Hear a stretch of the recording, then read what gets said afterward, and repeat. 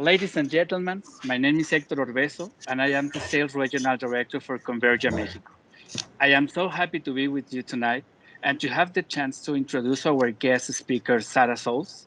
She has been a leader promoter of the Stanford Graduate School Business Program for several years and excels in this field. It is a pleasure for me to have had the opportunity to be in a senior management program with her, analyzing the most outstanding cases in the business world, such as HP, IBM, Netflix, Google, and the experience changed my way of thinking. I'm sure that listening to her point, pandemic time in based, will be a great experience for us. She's also just a fascinating person, and we are all in lucky today. Dante, can you continue with the presentation? Sure, my pleasure. Good evening and thanks everybody for joining us for this special event. My name is Dante Pasalacqua and I'm the Vice President of Technology for Convergia, and it is my true privilege to introduce to you Professor Sarah Sol. Professor Sol is a distinguished member of academia with an outstanding trajectory on her field, and in 1989 she graduated magna cum laude in sociology and political science at the University of Vermont. 2 years later, she completed her master's degree in sociology from Cornell University, and in 1995, she received her doctorate as a PhD in sociology, also from Cornell University. During her distinguished career, Professor Sol has held many high positions in academia for world-renowned universities like Cornell and Stanford. Currently, she is the Morgridge Professor of Organizational Behavior at the Senior and also the Senior Associate Dean for Academic Affairs at the Stanford University Graduate School for Business. She's also an award-winning author with 3 published books and countless articles and journal editorships. Her research has helped to advance the fields of organization theory, social movements, and political sociology. She has also received many honors and awards, including the prestigious Faculty Fellow from Hank McPhil Pfizer. We are truly honored and grateful to have her with us. Before we give the floor to the professor, we kindly ask that you please observe the following rules that you see on the screen in 1 second. Could you please, Ramiro? Okay, these are the rules for the presentation. Please turn off your microphones and your cameras so we can optimize the bandwidth for the event. Please send your questions over the chat box at the end of the presentation. You can send your questions in English or Spanish. If you send it in Spanish, I will be glad to translate it for the professor in English. We would love to receive your feedback at the end of the conference, and we will add a link on the chat for that purpose. Without any further ado, Professor, the floor is yours. Thank you so much. I'm going to begin by sharing my screen with you all, and I am assuming that you can see this, and I hope somebody will chime in if you can't. Yes, Yeah, we can see it perfectly. Wonderful, yes. Wonderful. Thank you very much for inviting me to be part of this conference today. And as Dante just said, part of my role at the Graduate School of Business at Stanford is, of course, as an academic and as a professor in the organizational behavior group, but I am also part of the leadership team now for the Graduate School of Business. And so as I talk today about thinking about a new type of leadership during the COVID-19 era, it will blend practice, that is being a leader myself now at the university, as well as the theory behind that. So you'll hear me give some examples.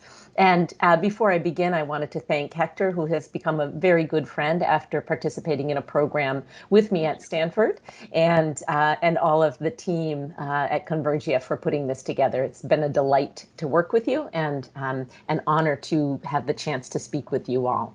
Thank you.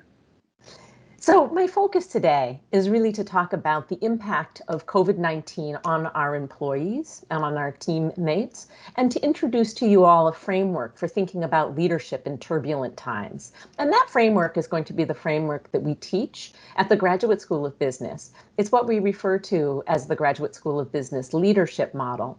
And it's what we teach our MBA students. It's what we often have the opportunity to teach our executive education people who come and participate in executive education. And it's also a model that we try as leaders of the school to try to model and use in our own leadership. What was supposed to be a great night celebrating diabetes. And I'm hoping that somebody can mute their microphone. I hear a little bit of noise.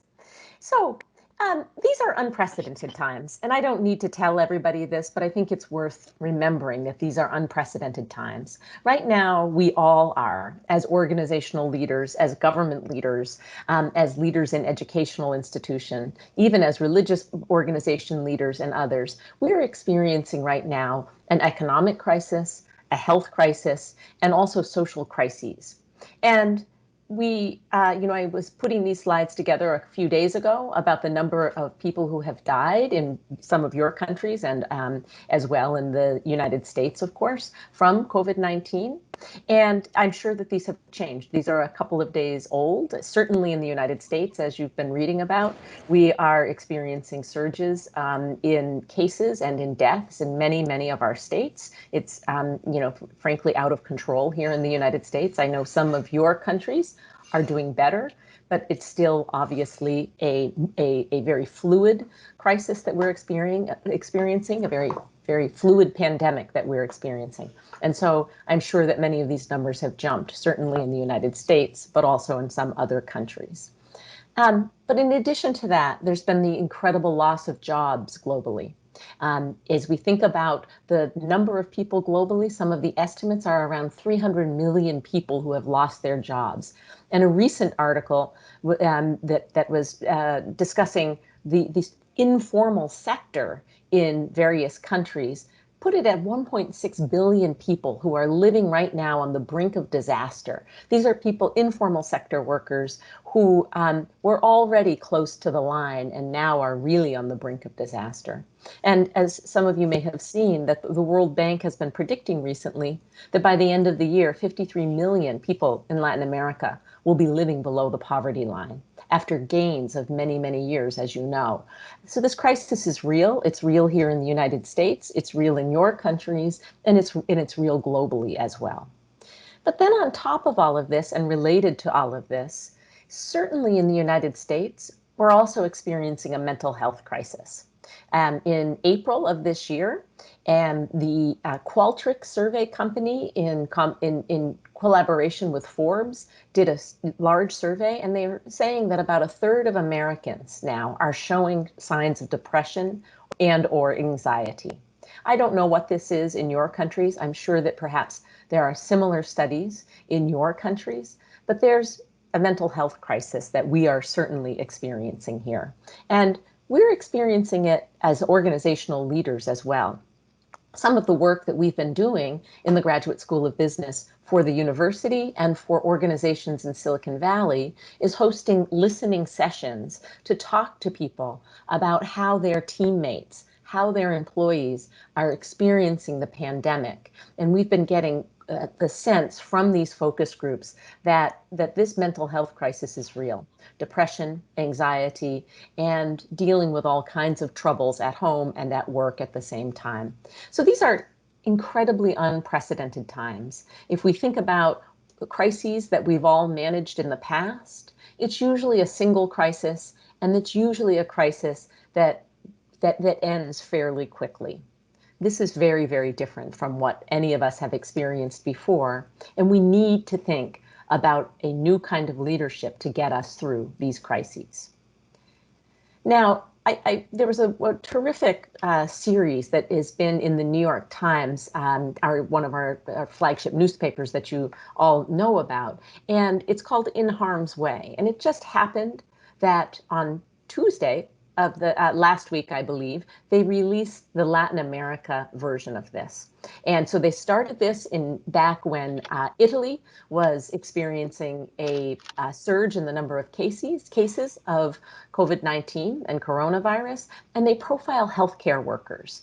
And they've done this throughout the world. And if you haven't had a chance, it's worth looking at the Latin American ones.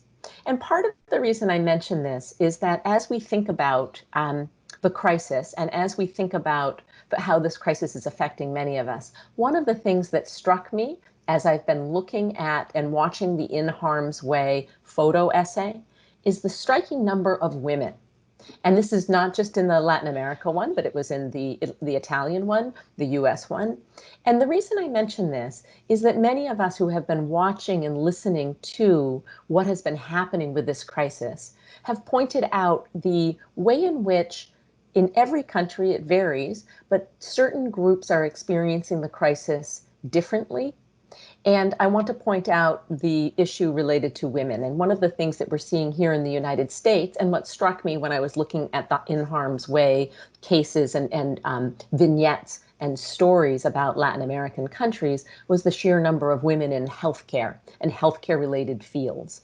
And so some of the information that's coming out in the last couple of months, again, about the US, but certainly other countries, is the way in which this pandemic is being experienced differently by women. And that's partially because so many of the job losses that we've seen have been in jobs that women typically hold. So for example, childcare. As childcare centers have closed down, that disproportionately affects women.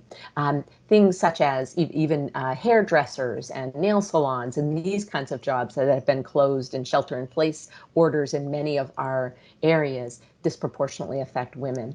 And so one of the things that we're finding, and then of course health, as I mentioned, healthcare as well, as we're finding women even more so than men are being affected by the pandemic. And so we need to think about that as we think about the way in which we experience the pandemic generally.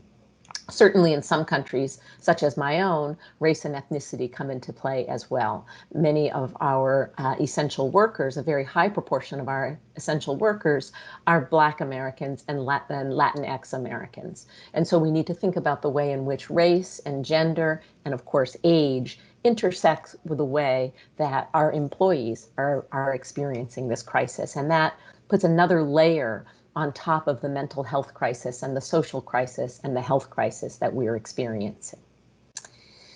So these are unprecedented times for all of us. And as leaders, you're expected to find answers and to fix problems and to make sure the people who are following you are inspired and are certain that you are leading in the right way, in the right direction. And that's a lot in normal times. All of us who hold leadership roles understand just how hard that is. But these are obviously not normal times. And so I want to say that if you're feeling uncertain and anxious, you're not alone. These focus groups that we have been doing throughout Silicon Valley and throughout the university have made it very, very clear to us that leaders are working harder than ever right now. Leaders and managers are working harder than ever, more hours. We're making incredible decisions without a lot of information and usually with alternatives which are not very appealing.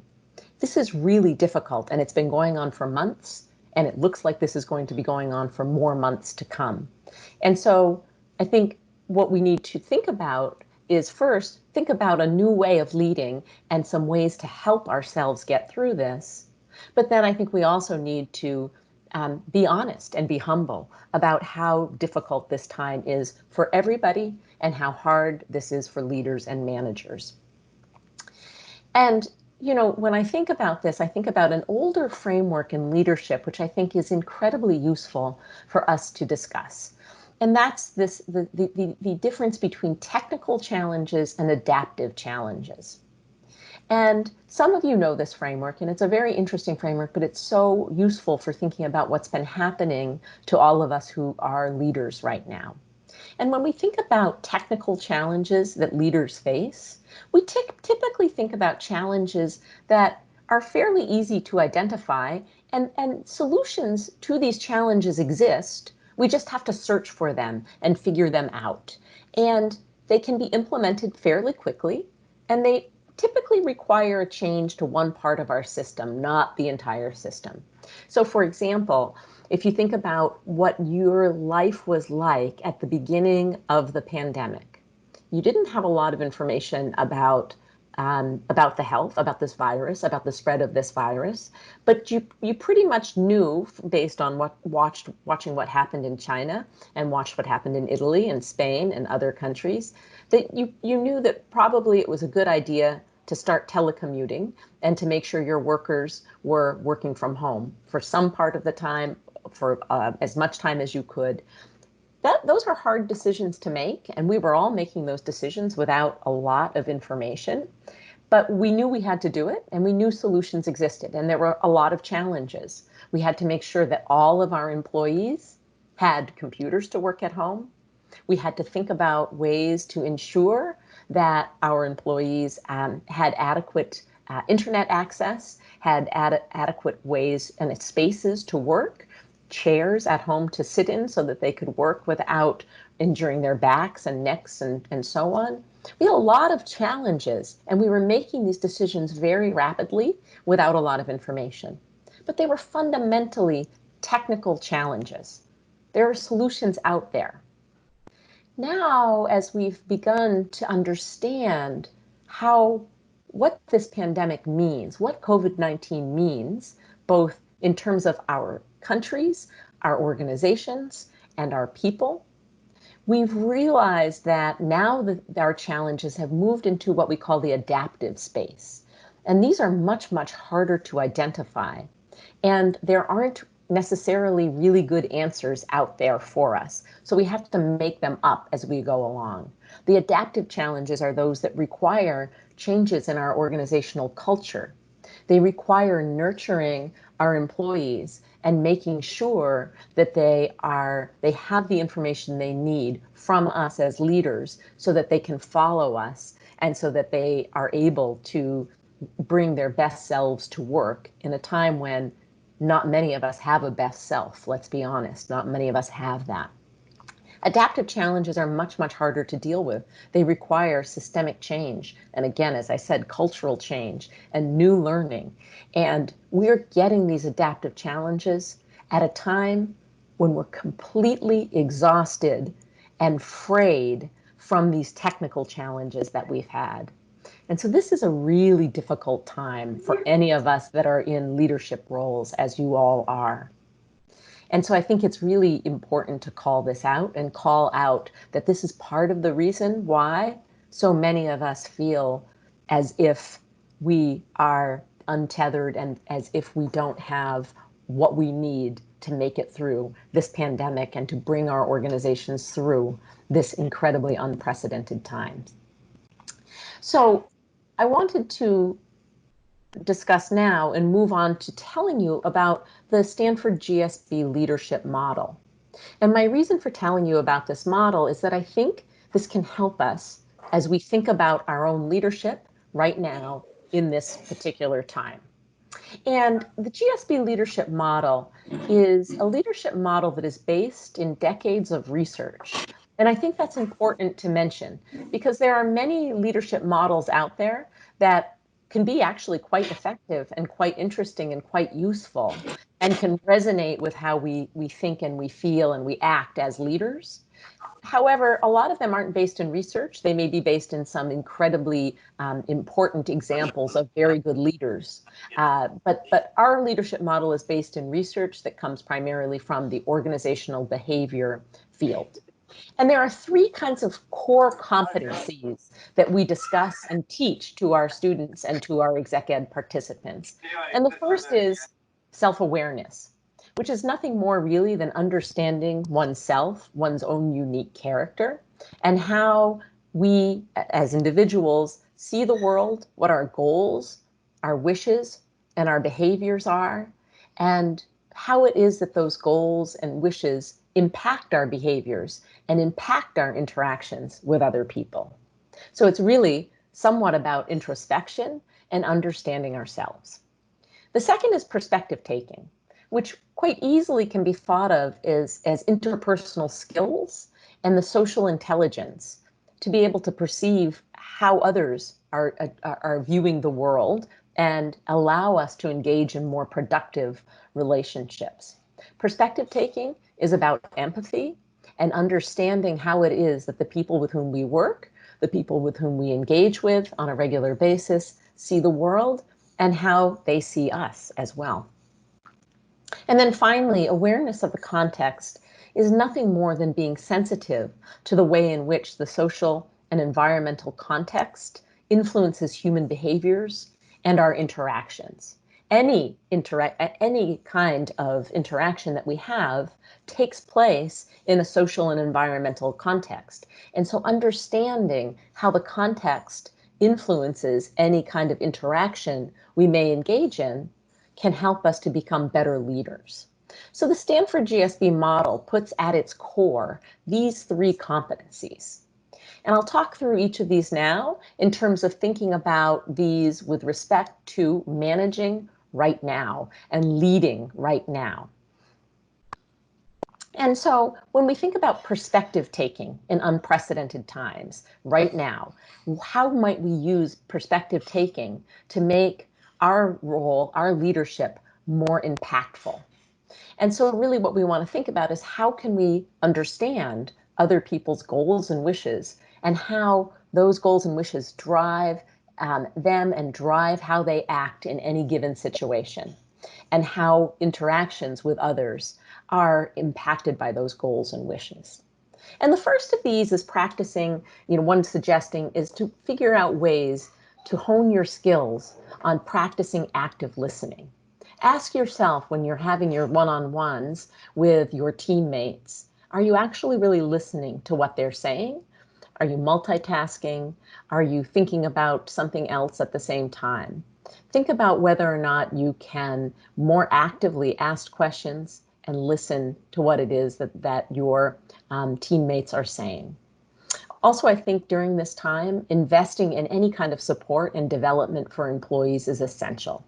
We all know, many of us are, of course, experiencing budgetary crises that are tied to the economic effects of the pandemic. And it makes it very hard to think about ways to invest in development for our teammates. But anything that you can do, even finding some free or inexpensive resources to share and discuss as a team so that people feel that they're being invested in, can be incredibly helpful during this period. Communication, communication, communication. A study recently that was done here in the United States said that 90% of employees want more communication right now with their leaders. And it's interesting because what we hear, and I'm sure many of you hear as well, is that people are feeling exhausted from too much time on video conference. They're feeling exhausted from too many phone calls. But at the same time, they really want more communication. So figuring out ways to have communication with employees and so that they understand, even if we don't have any new information to communicate, but that they feel connected is incredibly important right now. And just generally leading with empathy and compassion and understanding that many people are experiencing this crisis in different ways and that we need to be sensitive to that. We need to really understand the way in which they are experiencing this crisis and how that may be influencing how it is that they are showing up at work. Awareness of the context in these pandemic times. This aspect, this core competency of the GSB leadership model is the core competency that our students grapple with the most, usually. In regular times, it's as if they don't understand how the environment and social context can influence interactions. But I tell you that this right now is perhaps the most obvious to all of us. And so this has been a very interesting thing to watch as we've been talking to our students and teaching about the awareness of the context. Because before the pandemic, people had trouble for whatever reason understanding this, but now they see it so crystal clear. And awareness of the context is understanding and also being sensitive to how each person's unique situation influences how they're showing up at the moment. So, we already discussed, of course, making sure that employees have the right infrastructure to work from home. We all know now we're looking into the homes of our coworkers, of our teammates, and we're seeing how that can influence the situation. What happens, for example, when we are on a work call and children come and interrupt the call and so on. So we're understanding how that context. Sometimes we're on calls and we see that one of our coworkers has an older parent or older adult that they're caring for in their home. And that gives us a unique insight into how they may be showing up at work, the amount of stress that they may have caring for an older parent and perhaps children simultaneously. And we're able to see this now in ways that we didn't necessarily know before. And so I think importantly, we need to not make assumptions, but adjust expectations. I'll give you one example of this. On many of our team calls, there was one teammate who wouldn't turn the video on the team call, ever. And it would be easy to jump to the assumption that he wasn't there, that he was, maybe he was off exercising, or maybe he was going to the grocery store. But most importantly, it would be easy to assume he wasn't committed to the team.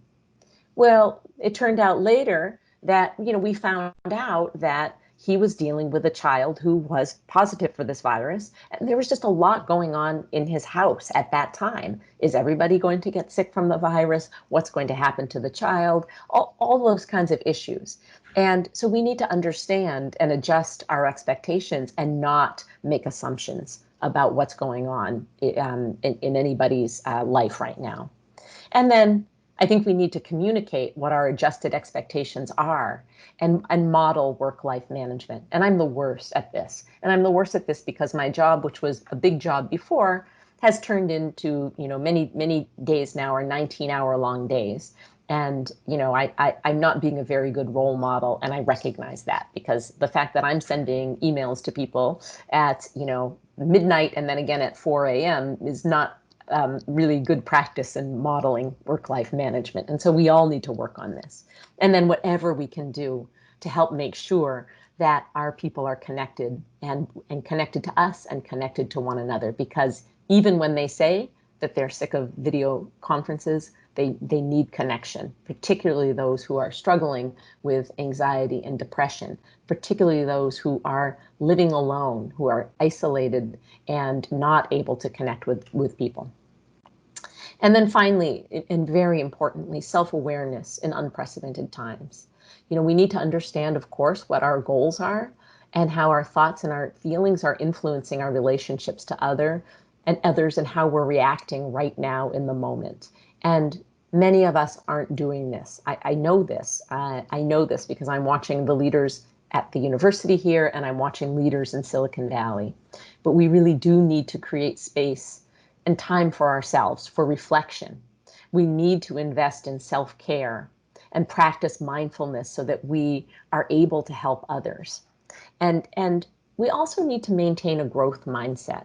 And I think that this is really important. There's a professor at the Harvard Business School who has studied self-awareness for many, many years. And one of the things that she talks about is this idea that truly self-aware people, from her research, they engage in introspection. That's right. They want to understand their motivations and they want to understand their thoughts and feelings. But they don't ask the question, why? They don't say, why do I feel this way? Why is this happening? Why am I motivated to behave this way? Instead, they say, what can I do to improve? And that's really a growth mindset if you think about it. And so, ask yourself, understand your feelings and understand your thoughts and feelings, but ask what you can do with that as opposed to why you're feeling that way. I think that can be a helpful trick to help you right now, especially. And so I want to give you just a few very specific examples, and then we'll open it up for some questions and discussion. And so when I think about the GSB leadership model, one of the things that it does very well is it stresses the importance of inclusion. And this is so important right now, as our employees are struggling with needing to be connected, needing to, feel like they're still part of an organization if they're working from home and so on. And so I think part of this is, of course, these are very practical things to try with your team, is checking in with and showing empathy toward any of your team members who are disproportionately impacted by this crisis. So that means, of course, any of your team members who are living alone, people who are isolated, are living are really struggling right now. Thinking about ways to check in with and show a special attention to people living in multi-generational households right now, people who are dealing with both elder care and child care, people who are dealing with trying to educate their children, take care of their children, take care of their work, and deal with the pandemic and the stress that that's causing. So just making sure you're checking in with people and showing your own vulnerability or challenges as well can be really useful in this dimension. Think about ways that, of course, and most of us have probably figured this out now, making our virtual meetings equitable to everybody by, for example, turning on closed captioning or making sure to send all of the documents beforehand and collecting input from people before in case, for example, they're having problems with their internet. Thinking about ways to acknowledge everybody in our meetings, not just those with high status or privilege, making sure that people are being thanked and thanked fully for their contributions. I think that we are all working so hard right now that it's very easy to just write a quick thanks into an email, right? But taking an extra 30 seconds and saying, thank you so much, it means a lot to me. The fact that you did this has relieved a lot of the stress that I personally am under. It doesn't take much more to write that, but people will feel more deeply appreciated. And then I think generally just acknowledging how challenging this situation is. To some extent, we are all mourning, we're all grieving something. Many of us are mourning or grieving because we've lost somebody to the virus or complications thereof. Some of us are mourning or grieving because we are not in close contact with our friends from work, close physical contact with our friends from work. Some of us are mourning and grieving because we, had vacation plans that were canceled and we were looking forward to them.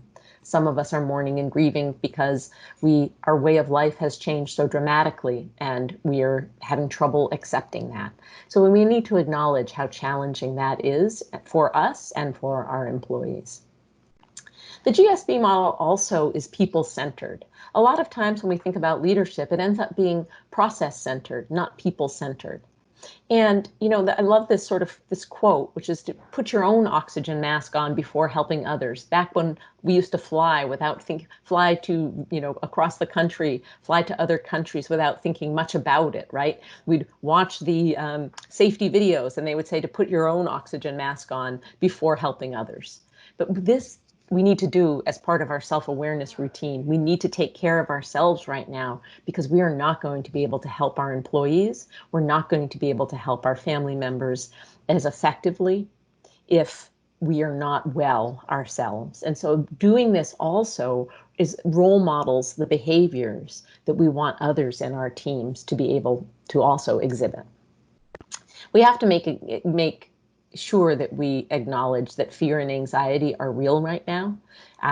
Again, I can speak to the California case. If you've been paying attention, our rates of COVID-19 are skyrocketing again, and it's terrifying. It's really very scary. And we need to acknowledge that everybody is experiencing this differently, and we need to ask about the concerns. And again, don't make assumptions about what's going on in people's lives, because we don't necessarily really know unless we ask. And I've said it before, but the need for connection is incredibly real and critical right now. And we need to figure out different ways to communicate with our people. Obviously, we use email, we use video, etc. But there are other ways that we can communicate with our people. I don't know about your organizations, but at Stanford and at the Graduate School of Business, Slack has taken off like crazy, and that seems to be very helpful and useful for a lot of our employees. And it's very interesting because before the pandemic, most of us didn't use it. So it's interesting that people are communicating in new ways, and I'm sure that you're all finding that in your companies and your organizations too. And then again, as I've said, be very supportive of team members who are disproportionately affected by this crisis, and there are a lot of them. And think about ways that you can offer support to them so that they feel the support, and this alone builds trust with your team, and that alone can be incredibly important. So with that, we will turn now to and open this up for some questions and remarks and discussion. And I think I will stop sharing my screen in just a moment, but my contact information is here on the slide if anybody has any thoughts or remarks, feedback, or questions. So I'll now stop sharing my screen so that I can see the chat box more effectively. Thank you, Professor. And please, to the audience, feel free to send your questions via chat. As we said at the beginning, you can send them in English or Spanish. If it's in Spanish, I will be glad to translate. Sean, go ahead, Sean. You have a question.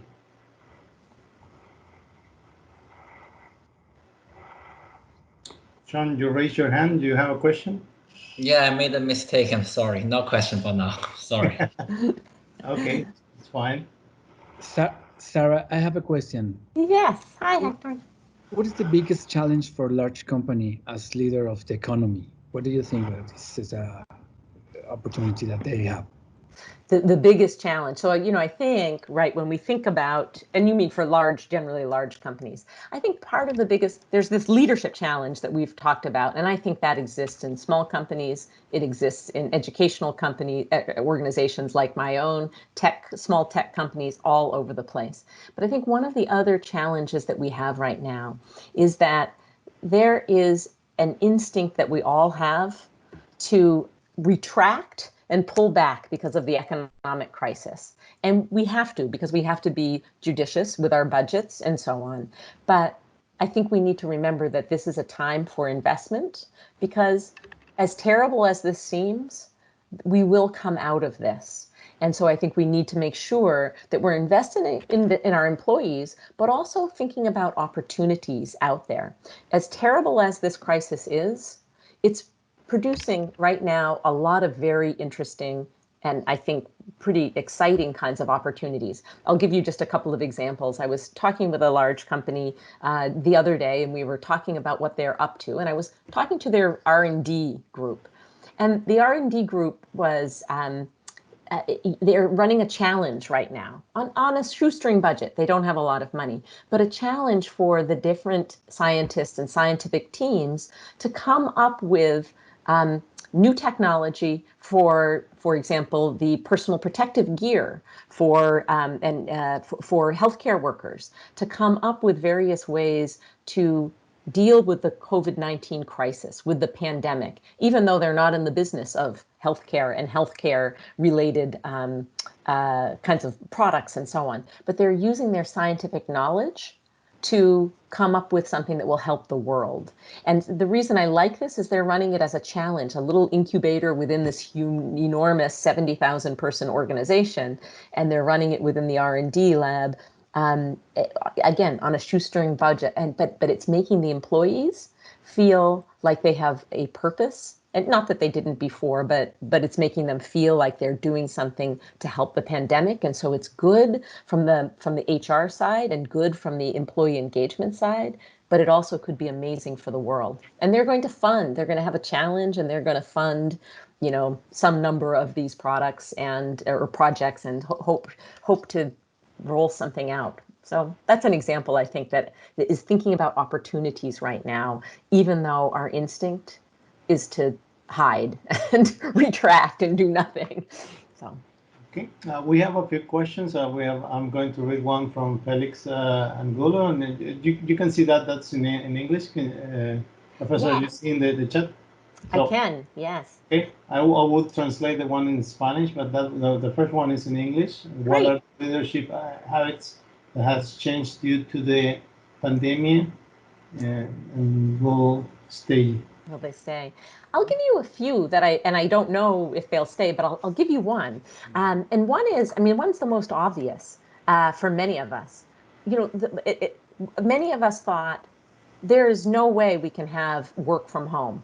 And so many companies were resistant to this.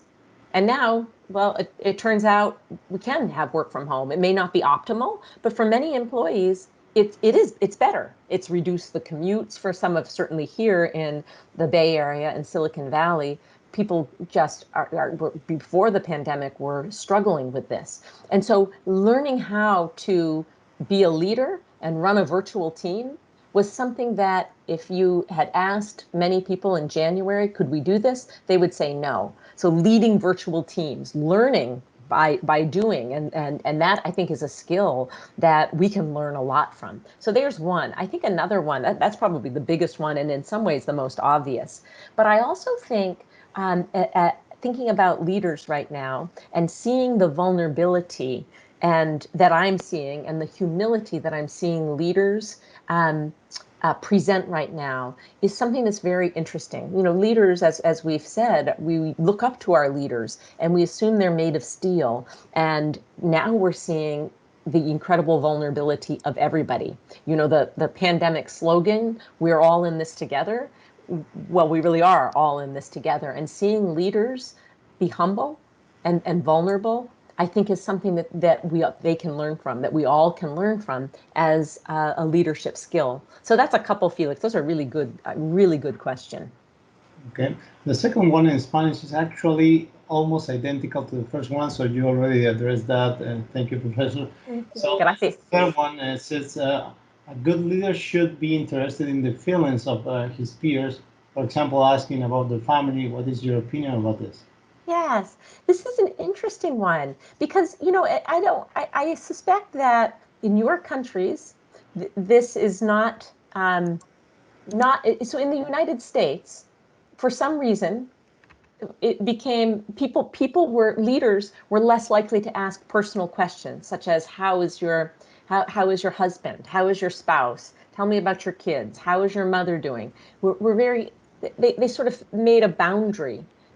Well, you know what's sort of interesting, I suspect that doesn't exist in your countries, thankfully, because I think it's actually really important that we understand our whole employees and we understand, you know, how their family is doing or how their personal life is going. But in the United States, that became sort of almost forbidden. But now in this pandemic, we are learning about this because we are literally in everybody's homes, and we're learning about their pets, and we're learning that they have children. Maybe we didn't know that before, and so I think that this can be good because we have this opportunity to show our full selves at work. And I think that can be really good. And I've heard anecdotally in some of the research that people are putting out that for many, especially for women, this has actually been there's been some good things that have happened, and that's that because of this, the way in which virtual teams work, there often is less of some of the kind of group dynamics that can be very difficult and challenging for women leaders to deal with. And so I think there are some interesting positive things that may come out of this if we can remember the lessons under this incredibly stressful time, if we can make sure that we are remembering some of the lessons. I think we'll be in good shape. Thank you for that, and I completely understand. Just to confirm what you're saying, and here in the U.S. and the most conference that we have, you know, before the crisis, Professor, usually you spend like 5 minutes talking about sports, the weather. Now all that has changed, and all those minutes are spent talking about family. Are you okay? Is your family okay? So yeah, there's a crisis is changing that too. I think that's right. And you know what's interesting about that too is there's some very interesting small group research which looks at how much time was wasted on that usual, the sports, the weather, the idle chit chat in teams. And it talked about how teams were less effective with this idle chit chat. Well, now when the chit chat isn't idle, it's actually really important, because if somebody says my mom is sick, we know that first of all, we can show compassion, but we also know, okay, we need to pick up the slack so this person can deal with the family matter, and the team works better. It's interesting. I mean, it's this, by the way, for an organizational behavior researcher, this is providing so many interesting opportunities for these kinds of research topics. Perfect. We have another question from Adrian Mercado. He says, how to deal with checking in with and show empathy toward members with large working environments. Yes. I think the best way to do that, that's right, because if you have teams of, many hundred people, it's very difficult for you to have those personal check-ins. So I think the best way is to make sure you've got a small SWAT team of people that you trust, that and you've delegated to them that part of your role right now has to be these check-ins, and has to be, the way in which we're doing this as an organization, and organizing a smaller team of people that you can trust to do that temperature taking, and report to you if there's something that you need to understand or follow up with. Okay, Ramon from Convergia team has made also a question, but it's very similar. Also, he's asking, how do you see the returning to the new normal? And he mentioned something that I find interesting: a hybrid environment. Yes. Probably, Ramon, you're referring to working partially from home and office. So, what's your take on that, Professor? Yes, this is such an interesting question, and such a good question.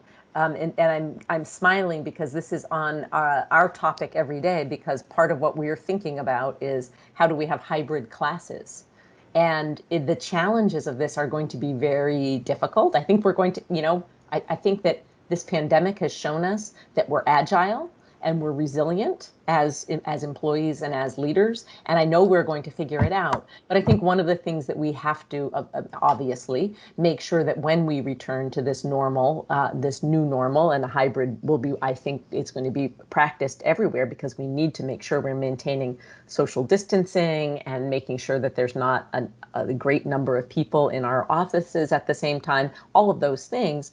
I think that what we're going to have to figure out is something that's very difficult. And this is that the groups and teams literature and this is one of my colleagues who Hector would have met at Stanford, Maggie Neal, who's a professor with me in the organizational behavior, has some interesting research on virtual teams. And the big takeaway from that research is that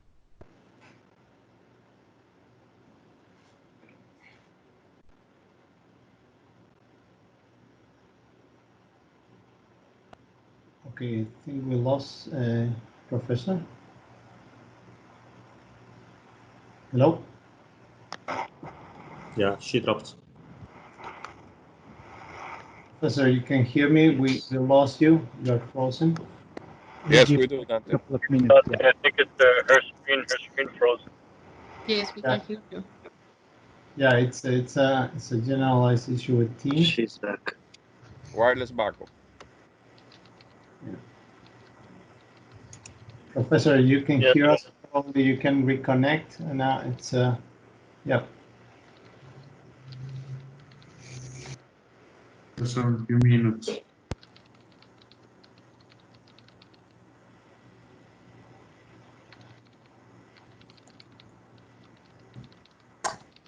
hello. Hi, sorry about that. I think that was me. We lost you for a second. Yeah. Okay, sorry about that. So I was saying that the literature is really pretty interesting on this, and that's that this Teams literature shows that hybrid, at least meetings and groups, task groups, are really bad. So everybody should be virtual, or everybody should be in the room together. So I think that might be the biggest challenge of this sort of the new normal, the hybrid that we will all be experiencing if we're not already experiencing that. So I think we're going to need to figure out, have a big challenge around that. Okay, we have a much broader question, and they are asking how do you imagine the world after the pandemic? I'm hoping the answer is not too dystopian or apocalyptic. Oh, could you repeat it? I missed the first part of the question. How do you imagine the world after the pandemic? Yes, yes. Well, I'm an optimist. Hector knows that very well. I'm an optimist, and Yes. I see so many opportunities, and I see opportunities for innovation, as we've talked about in these big companies, in many of your companies, that are, ways that we are going to think about ways to find new and interesting opportunities, whether they're services or products or just ways of working. And so I believe that we are going to come out of this stronger. I also believe that we're going to come out of this in terms of our societies, many of which, and I'm speaking about my own society, but it's some of yours and certainly others, that have become very polarized politically. And I think that we are going to come out of this with a greater compassion for one another, and hopefully be able to mend those rifts between different sides of political issues and so on. And I think it's going to be because we are all in this together. Okay. We have a question from Victor Hofer. He says, I will translate. He says the new leader after the pandemic must maintain their soft skills regarding the team actions.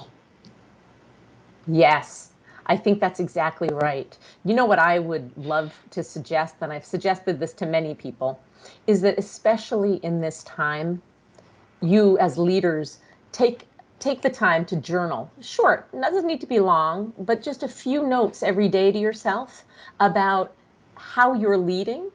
It will help with your self-awareness, but it will also help you post-pandemic to remember some of the skills that you are picking up right now as leaders, and things that you're exercising muscles that haven't perhaps been exercised before.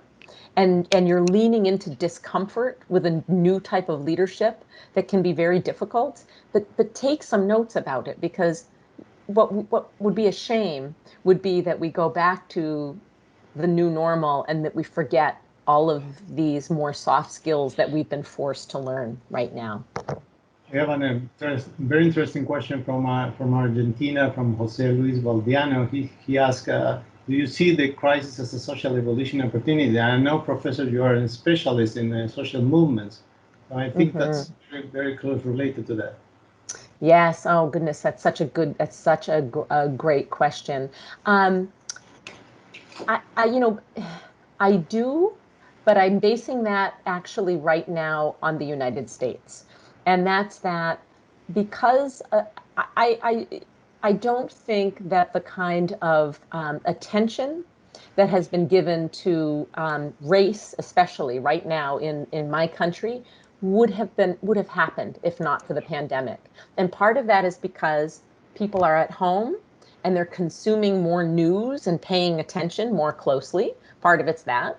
It's also probably, I don't know, but probably partially that people were feeling very cooped up and isolated and needing to, get out and to protest. But what's happening in the aftermath of the protests and so on is that organizations and in universities and firms, and these tech firms as well as Fortune 500 firms, are paying more attention right now to race than they have in decades. And that kind of revolution, I think, is happening here in the United States. And there probably are examples in each of your countries of this. And I think it's because people are partially, we talked a little bit about some of the ways in which groups in all of our countries are experiencing the pandemic differently. In my country, as I mentioned, Black and Latino workers are more likely to be essential workers and therefore more at risk for catching COVID-19. We're becoming really aware of what this means in our country, and that can be very powerful if perhaps painful. So I think that there are opportunities there as well. Sure, I will take the opportunity, if you allow me to. Do you think, Professor, this is also a generational trait? Like, for example, are millennials more vocal, more active I believe, I feel that they are more active, more vocal than my generation. I'm Generation X, by the way. Yes, I do. I actually do. And I think we saw this in particular during at least our protest. And I know that many of your countries also had similar related protests about inequality, race, and so on. And I do think that. And I think part of it goes back to what I was sort of saying about the pandemic, and that's that the millennial generation are experiencing the pandemic differently. So when we think about, for example, our college students, who many of whom were sent home from college and did their coursework online, and then of course have incredibly high rates of unemployment right now, they have more time. But I think they're also, frankly, again, my country, just disgusted with what's been happening in the politics and the political scene. And so that's been very galvanizing. And for years now, they've been galvanized around other issues such as the environment, as we've seen. And so I think that I do absolutely think that this younger generation, and I never thought I would say it, this younger generation, but here I am saying it now, is incredibly politically active around a lot of different issues. And by the way, on the right and the left, we're seeing that a lot. So I think you're absolutely right with that feeling. Okay, thank you. And we have another question also from Argentina. Do you think that after this stage, there will be more empowerment to employees in the organization? I mean, in the organization, the org chart could have less levels? Yes. Oh, so it's a sort of a flattening of the org chart. The org chart. Yeah, I think that's going to depend a lot on the particular industry that the organization is in. So in many of our organizations, I think there will be a flattening, in part because and this is happening in many of the companies that I've been working with, there have been so many layoffs that we're removing entire layers of management from companies that seem superfluous and not useful at the moment. So I do think but it's probably going to vary somewhat by industry. And perhaps my hypothesis might be that those industries that are being hit the hardest will be the first to see more flattening of the organizations. Okay. That'd be my guess. Good. I see that Felix, you asked the question, are we considering remote leadership as part of the curriculum? Absolutely. Absolutely. I think this is, many of our courses are already focusing on this. I'll give you an example. In the spring term, which we did at the business school, 100% virtual, one of our courses brought in leaders from all over the world to talk about what they were doing and managing the pandemic. And part of what that was a course on how to teach virtual leadership, because each leader came in and talked about different challenges that they had and different ways that they were doing this. So I think that we will carry that course into the fall again because it was so successful. And talk about opportunities. So these are the things that make me feel optimistic. At the business school, one opportunity that this has created is because leaders like yourselves are not traveling like we used to travel. It's much easier to just make a Zoom call into a classroom or make a Zoom call into a webinar than it was in the past, because we have we maybe don't have more time on our hands, but we've got this strange flexibility. And so we were able in this spring class and in the fall class to bring in these amazing CEOs and leaders of companies like yourselves who never would have had the time to come and talk to a class of MBA students. So that's been a wonderful bonus of this. I believe we skip one, and this is a tough one. I mean, it's in the sense that they are asking, what about leaders that did not support their teams in these times when it was needed? Do you feel, Professor, that they will be held accountable by the employees, their team? I think that there's going to be, I think it's a good question. I definitely think that if there is a feedback mechanism within the organization, they're going to hear this feedback. And I think that if there isn't, so, in some organizations, there really isn't a way for people to give feedback. There's no, annual 360 evaluation of the leaders, or no, 3-year term evaluations of leaders where they collect data and information from employees. But in employees that have that kind of a culture, a feedback culture, I think that they will they will get this information directly, and it could influence their their own performance measures. I think it depends on the feedback culture. We have another one. It's a long question, but it basically says, how can you deal with a leader with your team in the middle of cutback? Obviously, every company is scrambling to cut costs or economics, and still keep them motivated and focused on goal achievements, even though you don't know how this is going to end. Yes. So one of the things that, and we are dealing with this issue right now. As a university, we were generous in that we agreed to do pay continuity through the end of August, which was very generous. But the president and provost have already announced that the layoffs are coming, and that's incredibly demoralizing. And what we are practicing and working on, at least with the groups that I oversee right now, is thinking about ways to ramp up a couple of things. First is intrinsic motivation. So there's extrinsic motivation, as most of you know, of course, has to do with pay and bonuses and these kinds of things. And that works really well with some kinds of work. You get a bonus when you've sold, X dollars worth of goods and services. But intrinsic motivation is the motivation that we get for doing the work itself, and the work becomes so engaging and so exciting that we want to do this kind of work. This is the kind of intrinsic motivation brings us to that state of flow that many people know of, when you get completely immersed in work and you can lose hours and hours. So one of the things that we've been trying to do is come up with special projects that are incredibly interesting and will pull on the intrinsic motivation of people to do work and do work really well. So that's one thing that we've been doing. And the other is, various kinds of costless employee recognition, whether that is different kinds of awards or simply, as I said earlier, very thoughtful thank you notes and expression of gratitude from top leadership. So we've been practicing as a leadership team, coming up with ways to say thank you and nice notes that we can send to people directly to recognize the achievements that they have hit, because so many people are doing so much right now for the university, for our students, and they deserve recognition. So those are a couple of thoughts on that. Sure, and you touched on your presentation, Professor, the anxiety issue that is widespread right now. So Monica asked, if there is a lack of communication from an employee and his work team, how could an employee overcome the fear of to lose his job? Yes. So you're saying if if there's not a whole lot of communication and somebody's isolated and they're feeling fear and anxiety and they don't want to communicate that, because by doing so they may be put on a layoff list. I think that's what it is. Yeah. What's the stigma that's associated with that?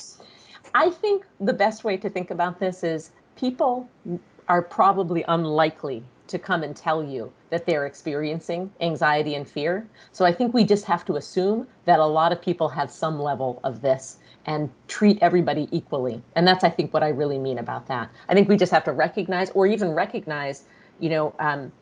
started a meeting earlier this week where we were evaluating a set of students, and somebody said, well, I asked, and they said that, COVID-19 didn't affect their performance on these exams. And I said, wait a minute, like they are not going to come forward and appear weak to us. So let's just assume that COVID-19 impacted their performance on that exam, and let's figure out ways to make them have a second try, or to have some support to redo these exams, because we just have to assume that this is impacting people, even if they don't know it or admit it. I think it's impacting us all. And, that's what I sort of mean. We should just assume that it is. Okay. And we have another one from Mexico. Gabriel Baron asked, this pandemic has shown us that there are people who work better at home. Could it be the new work scheme for companies? Because there are also people who are not productive. Yes. I absolutely think so. And we're seeing this here, and I bet many of you are seeing this as well. We're seeing companies give up their leases on buildings.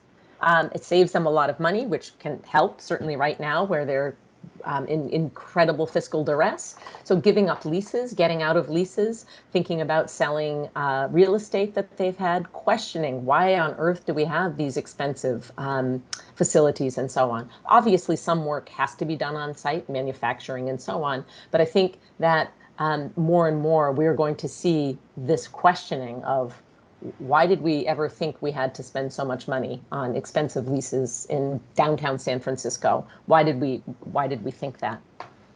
Okay, we have a very ambitious question from one of our team members in Mexico. He asked, for Latin American countries, what do you think is the main social and economic challenge?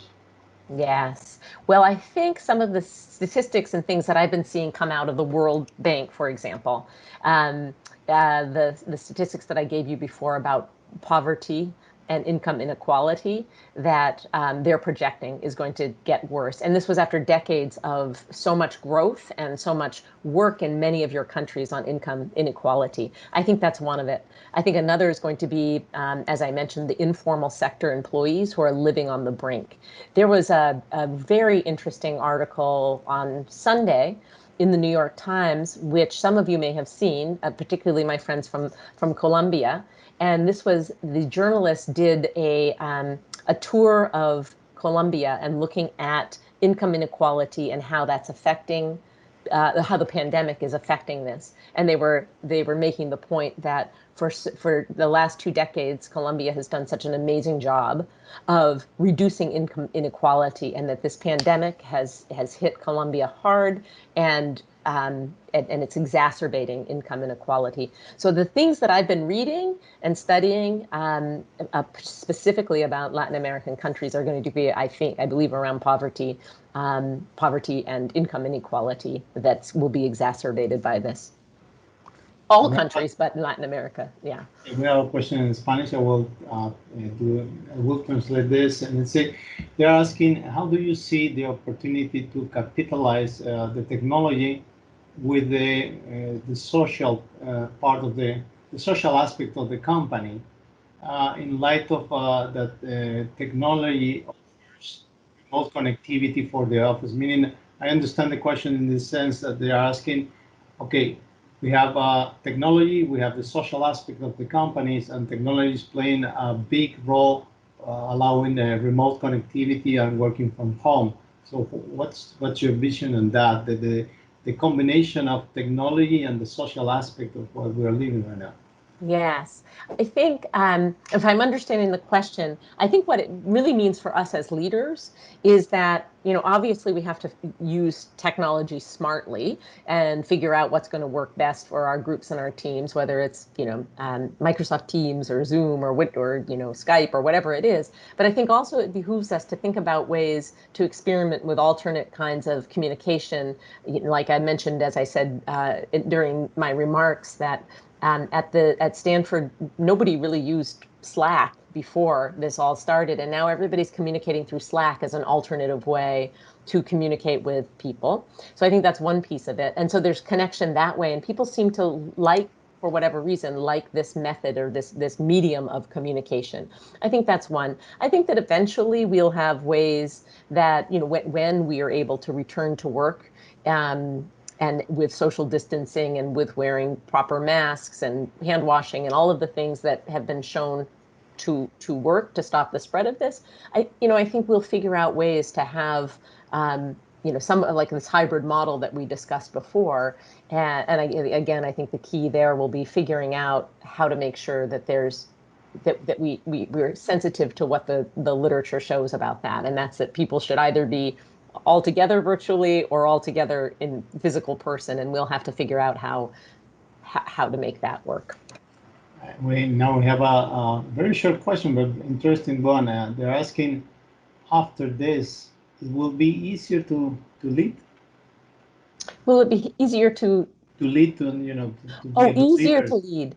I think so. And I think the reason is that we we have all been through, and you have all been through, a crash course in technical challenges of incredible, amazing number of technical challenges and decisions you've had to make. So you've had to do this decision making under incredible stress with very little information and a lot of bad options to choose from. And now you're getting this incredible crash course in how to be, how to deal with adaptive challenges. If this, I mean, this has been a crash course in learning that has been incredibly real for everybody. And so I think that when we go back to normal times, whenever that is, we are all going to have learned so much. And that's why I think it's so important to think about ways to capture those learnings now so you don't forget it and fall back into old habits. You know, keeping a journal, for example, can be a very useful way to do that. Okay. I believe you already touched on this, but they're asking, are the business school considering to enforce the remote leadership as part of the curriculum and maybe even further research? Oh, I think definitely, absolutely. I mean, what I already mentioned was we were getting these courses in remote leadership because these leaders were telling us what they were doing. But for many years now, 5 years actually, we've had an online certificate program. And that is in, sort of business skills, innovation, and personal leadership.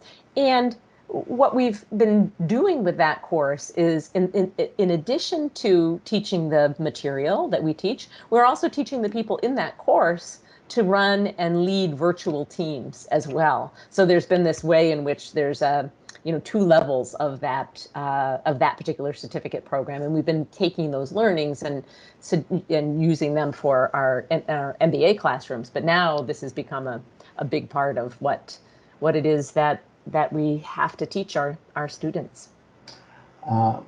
If you allow me, I would like to interject one question of my own because I believe it's related to this.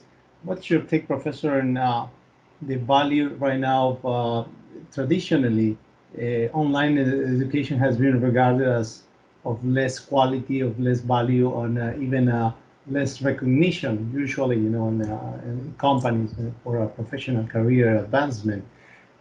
Do you think that this is changing, and now that even Ivy Leagues universities are considering doing 100% online? Yes, I think like speaking, from the Stanford experience, people learned pretty quickly what works and what doesn't work. It's still not going to be perfect, but we learned very, very quickly what works and what didn't work. Is it going to be the same as in-person classroom instruction? No, because that's a very different kind of phenomenon. But we've gotten much, much better at it. And what I predict will happen is that certain professors and certain organizations who make a lot of investment in this are going to learn to do it very, very well. And others are not going to learn to do it very well and are going to end up, certainly in the United States case, struggling financially to keep themselves afloat. And I think it's going to be, I think that this pandemic has disrupted education, and some will be able to rise to the occasion and pivot and be able to learn how to deliver an educational experience that's every bit as good as it was in person, and others are going to underinvest and hope that we'll return to person soon, and will find that they're going to struggle as a result. Yep. We have another question that says, do you think that employees' performance has increased due to the pandemic? Is it true? It's true. They are saying, okay, it's true that there are occasional distractions at home, but also works are more dedicated to show commitment. What's your opinion on that? So there's actually some interesting studies on this question that happened well before the pandemic. And they basically did these big experiments. They happened to take place in China, and it happened to take place within a very large travel agency. And the big takeaway, what they did was they set up experiments where some people, and these were travel agents, worked from home on their computers. They brought home their computers and worked from homes. Others worked in the office. And the research showed very, very, very strongly that working from home had much higher productivity, even with distractions and even with whatever was going on. And so I think it's very interesting, because I think what we need to figure out is how do we measure performance, and the performance metrics in the case of the travel agency studies. It was easy because they were, number of customers, number of dollars, or, what customers served and so on. So it was actually very easy. There were very distinct metrics. I think that for some of knowledge work and other work that we all do, it's more difficult to measure performance. And so I think the key will be, let's figure out how we measure performance. But I do think people are going to be more productive. I think the challenge is that because we're all working from home, there's no, not necessarily a work-life balance at all, and the whole day can be spent working, and we, as we're seeing, we end up being overworked. We're super productive, but we're also working 15 or 19-hour days. Absolutely. There's no clear limit. There's yes. Usually when you work at the office, you have a hard stop at around 5-6 p.m. That's right. Yep. Okay. We have another interesting question, and they're saying, how deep, you already touched on this, Professor, how deep do you think the leaders should ask to be involved about the family and home situation of the team? Probably regarding what you mentioned, obviously it depends on the culture. In the United States, is not usually well looked if you ask too much about the person's private life. Yes. Yeah, I think that's right. I think it depends on the culture and what the norms are, both at the country level, obviously, but also I think at the company level as well. But again, I think modeling a little bit as leaders can be helpful. Even just sort of saying, oh yes, today was a really difficult morning for me because I had to do math for an hour and a half with my 10-year-old, and now here I am pivoting to talking about this incredible decision that we have to make about the next round of layoffs, and so I'm having whiplash today. Can normalize a little bit of just talking about how hard it is, but also normalize saying something about the family, for example. In that case, could be useful. Okay. We have another question, and this is kind of different. They're asking about the relationship. This is not between the employee and the company. It's between the customer and the provider. So they're asking, for sure part of the challenge during this pandemic is redefining customer closeness from physical to virtual. Changing from physical contact with your customer to virtual. What would you recommend to take into account for this new customer provider relationship? Yes. Well, for Hector knows this because he's taken some of my classes, but one of the things that I teach a lot about is design thinking and the importance of customer centricity to all of us, or client centricity, or student centricity in my case, and really understanding them. And what this means, I think, is that we have to think about other alternate ways to reach our customers if we're not physically seeing them. And so I would sort of suggest reading up on and thinking about open innovation kinds of platforms where there's a welcomeness for customers to give feedback on your product or your service or whatever it is you provide, so that you're able to get that data even if you don't have, say, sales reps out interacting with the customers, or have people who are constantly seeing how your customers are engaging with your products or your services. So figuring out tech solutions, I think, can be really helpful. And these open innovation platforms, I think, can be one way to think about seeking customer feedback if you're not getting it directly. Customer relations, that's a whole nother sort of thinking about how we used to spend a lot of time with our clients and customers over dinners or coffees or lunches and these kinds of things. That's obviously more difficult. That personal relationships that we form over meals and food, that's going to be a much more difficult one. And I think presumably we'll figure out ways to have substitutes through Zoom, and they won't be the same though. That's be a little more difficult. Yep. One more question, and then they're asking, how can you approach? I will summarize this. They're saying how to approach when the pandemic is over, and you have a leader that is asking to go to the normal before the pandemic. I understand that the question relates to they are asked people to go and work from the office 100%, and people are now used to work at least partially from home. How to address a leader that is trying to reimpose, let's say, the pre-crisis situation? Yes. Well, I think my guess is that a lot of leaders will realize and have been realizing that some of this, as I said before, real estate investment in real estate and so on was, in fact, actually a good place to save money. And so my guess is a lot of leaders will have figured that out. But I think that, figuring out ways to tell the stories through data, for example, like performance metrics. If you've got really good performance metrics and can show that people had higher levels of performance, higher levels of productivity during the pandemic from working at home, that's going to tell the story right there. But if you can't get those, then certainly capturing now and getting the stories of high wins and really effective employees who have been able to do this and in fact are better when they're working at home will probably begin to shift. I think it's going to shift the culture globally of how we do work. And I think that this is so disruptive to all of our organizations that it's going to dramatically change the way we think about this, and we are going to have the stories of performance and productivity. Absolutely. That will cause us to rethink this. You already mentioned, Professor, that this is not only on the employee side, but also the CFOs, the finance guys on the company. And we have Absolutely. our CFO on the call. He most likely will agree that companies are seeing the benefits, the economic benefits of reducing offices. So probably it's going to be from both ends.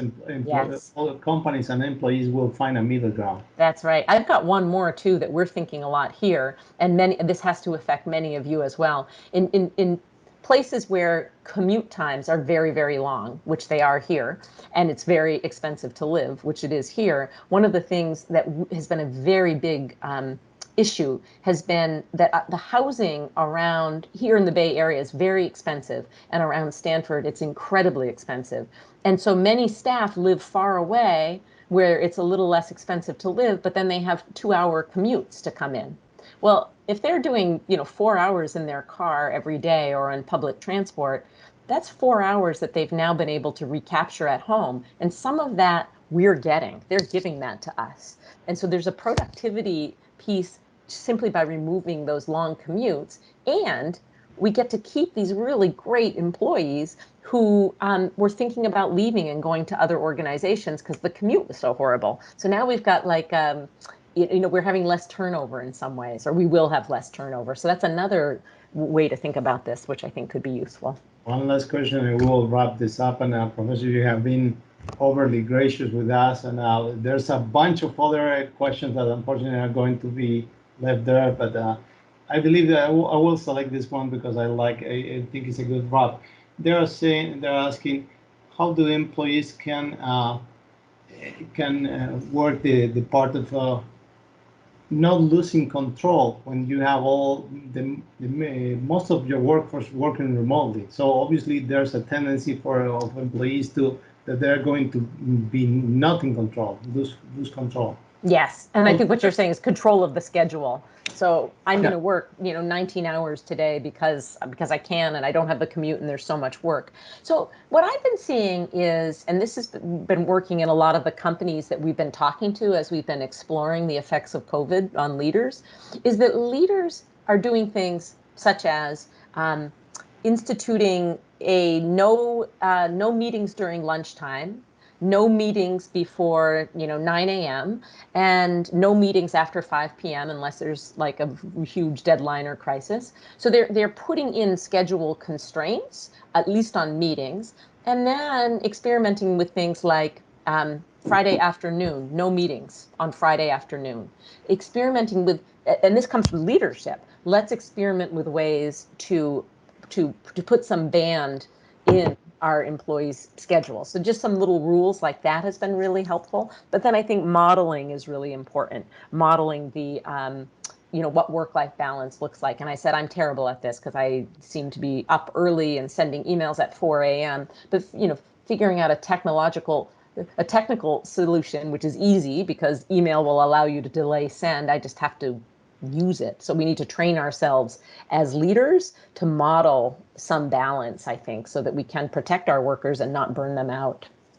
Thank you. Says me, who's terrible at this. Yeah, no, that's great because, you know, we're recording this and my boss is on the call. So now he cannot schedule meetings on video conference during lunchtime. There you go. Professor. There you go. Good. You have been extremely gracious with us. We really appreciate that, and this has been very enlightening.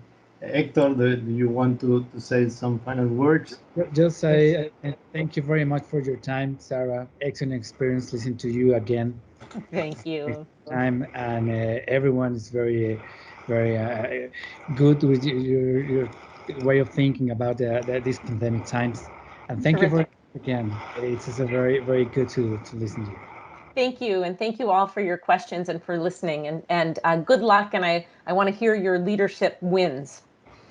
Thank you. Thank you, Sarah. Thank you. Bye-bye. Thank you. Thank you. Thank you, everybody. Bye. Thank you. Thank you. Bye-bye. Thank you.